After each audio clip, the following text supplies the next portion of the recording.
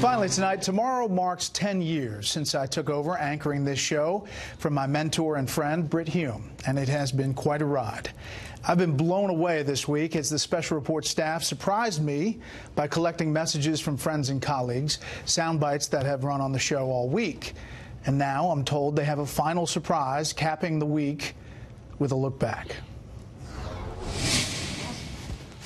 You may have noticed, after 2,851 shows as Special Report with Bret Hume, this show has a new name. Welcome to Washington. I'm Bret Baier, and this is a special edition of Special Report. You know, he is a killer. I mean, he's clearly executing people, and it's not just Washington punditry. No, listen. You guarantee that they're not going to be able to keep their doctor. Brad, you got to let me finish. Bret has a mastery of a tough thing, and that is the task of being interesting and being fair. He's not just some TV personality. This is a journalist. At times, you thought it would be a model for the nation. You're wrong, Bret. No, I mean, there's tape out there. Bret, this is an unusual interview. All right, let's do it again. I've heard others say that neither you nor your lawyers have been apprised that you are a target of the investigation. Is that true? Absolutely true. Current or former staff? Absolutely not. You and your staff deleted nearly 32,000 emails. Let me clarify this. You don't remember? Dude, this was like 2 years ago. We're still talking about the most mundane it is the thing process that everybody is talking about. How's your relationship with President Trump now? Well, it was a little rocky there for a while. You think that you still have the confidence of President Trump.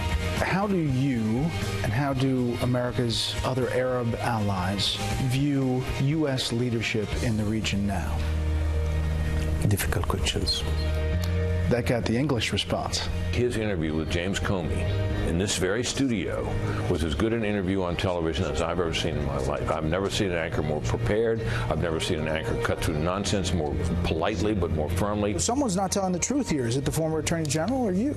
No, actually, I think we're both telling the truth. One of the special qualities that Bret has is his ability to create a special moment.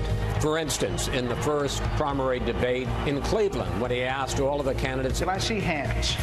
Who is unwilling tonight to pledge your support to the eventual nominee of the Republican Party and pledge to not run an independent campaign against that person? Mr. Trump. that was Bret's moment. The thing about Bret is he wants to be where the action is. He wants to talk to people on the ground. He wants to see what's happening in person and relay that information for the viewers. We are just a few feet away from North Korea. This is the DMZ. Good to see you. 12th time. It's about 2 hours by Royal Saudi Air Force prop plane from Riyadh to the southern border with Yemen. Just yesterday, a rocket was fired from here, landing somewhere out here. From Amman, the capital of Jordan. That's it for this special report from the White House. Fair, balanced, and unafraid. Bret is, honest to God, one of the most genuine human beings I've ever met. A lot of people say, Katie, don't you want to move on? And I say, well, if you work for Bret, you'd want to stay here too. He just is such a fun boss. Here he is pumping mustard into his bottle. Why is Bret Baier hoarding mustard? Have you ever seen the movie Caddyshack? What? The last dance at the last ball was 69 seconds for President Obama. So, obviously, he's into busting a move. How are you still awake? I mean, this is what, 26 hours? Well, I don't have a choice because you want to do an interview. If you had a reality TV show like Donald Trump does, what would it be? Baier made me sweat. One look at him and I started sweating.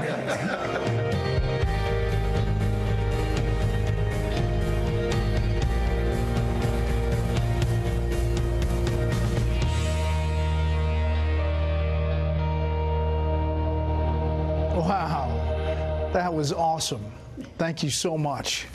Many different weight classes in that video there over 10 years. Doug Rohrback, my executive producer, has been here from the very beginning. Can we show the control room real quick?